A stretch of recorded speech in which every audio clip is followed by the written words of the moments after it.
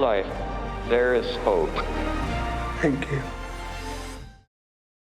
Eddie, it's so great to meet you. I'm a huge admirer of you and your work as an actor. And I have to just start off by saying this film was incredible. Your performance was amazing. And portraying Stephen Hawking is no simple task. So what was your reaction when you found out that you got this role?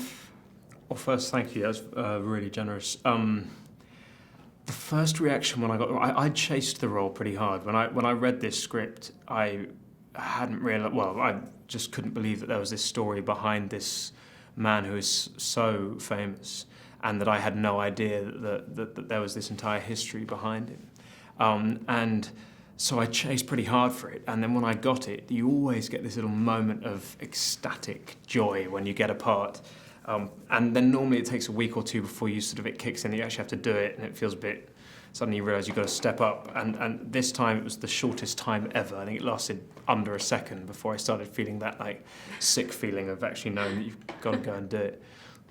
I mean, the display of emotion for any actor is paramount, but I feel like as Stephen his physical capabilities declined, you really had to isolate your muscles in your face to really express your emotion. How did you even go about doing that and learning how to go about that? Well, I went about it by collecting as much documentary material of Stephen as I could, and I wish there was some wondrous, glamorous way I could explain it to you, but it was literally having that on an iPad and sitting in front of a mirror and trying to replicate muscles. But the interesting thing is as some of his muscles stopped working, it's like muscles that we wouldn't normally use, a lot of the ones around the eye, what started becoming his forms of expression. And so what was interesting in the process was trying to learn to isolate muscles that you basically haven't used before.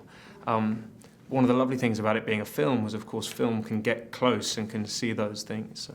And I mean, you actually had the opportunity to meet Stephen himself. Yeah. And was there anything really unexpected that you kind of found out about him through that encounter?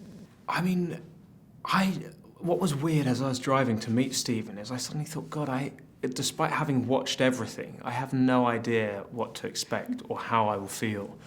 And to be totally honest, when I met him, because of all this pre-knowledge and because he is such an extraordinary man, has such an extraordinary brain, I was paralysed with sort of awe.